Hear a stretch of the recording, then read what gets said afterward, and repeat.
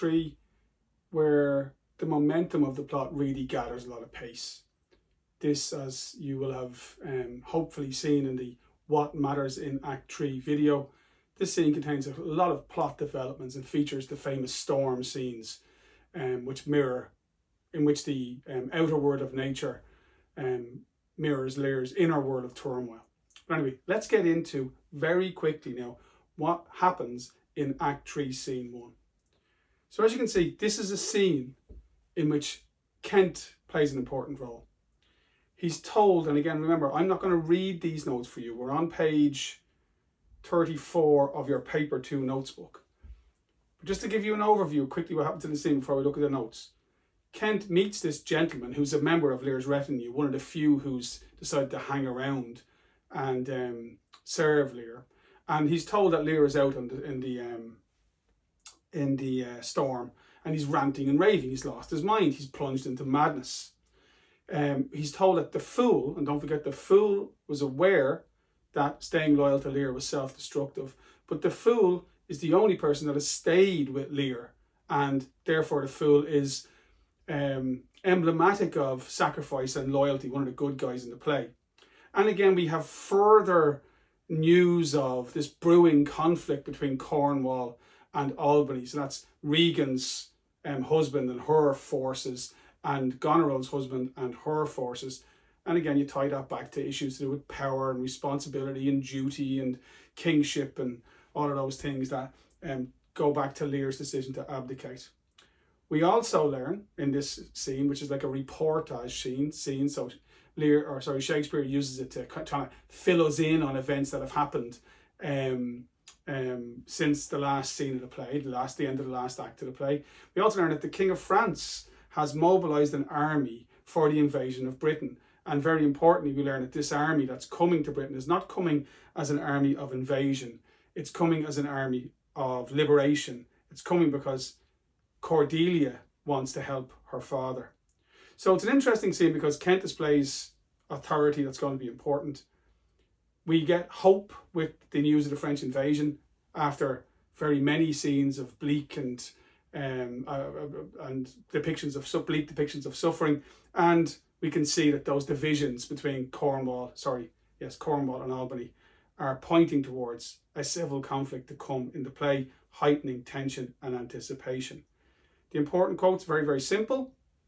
This is Kent asking the gentleman, "Where is Lear?" We don't need to read the whole quote, but I love the quote. It's representative of Shakespeare's ability to use aesthetic or descriptive language really effectively. The gentleman describes how Lear is contending with the fretful element, bids the wind blow the earth into the sea, and I think this is really important, or swelled the curled water above the main.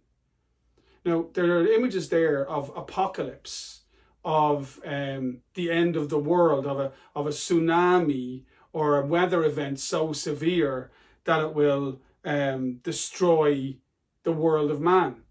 So Lear's personal world has come to an end, and he is calling, we'll see this in detail in the next scene, and he is therefore calling for a world, the broader world, to come to an end.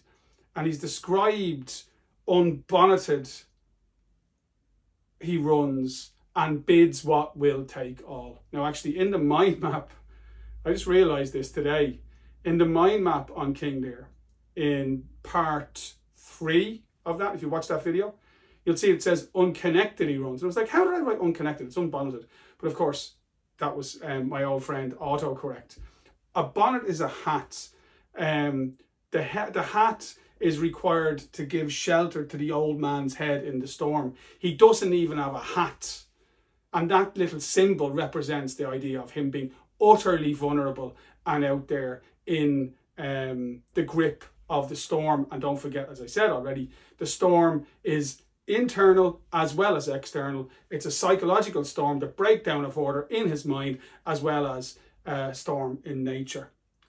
We hear Kent ask, and bids what will take all, means is calling for the end of the world. So again, that's indicative of Lear's selfish attitude. His personal world has come to an end. So even in his madness, he wants the rest of the world to end. Kent asks, Who's with him? And the gentleman replies, none but the fool, who labours to outjest his heart-struck injuries. And again, there's a lot of pathos there, a lot of sadness there. It's quite a beautiful image of the fool trying to crack jokes to keep Lear's spirits up, while, you know, obviously if he's out in the storm with Lear, he's suffering terribly himself, but he's just so loyal and so loving that he won't abandon his master. We hear of the division between or twixt Albany and Cornwall. That's mentioned as well by Kent.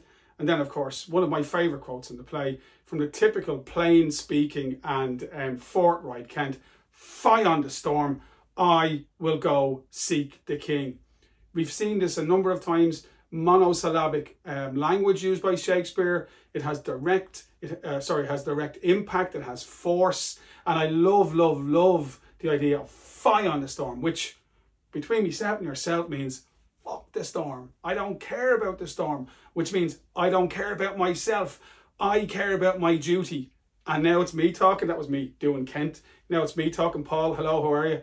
I love Kent and I love Shakespeare. That is magic. Brilliant piece of dialogue in the play. So there you go. Act 3, Scene 1.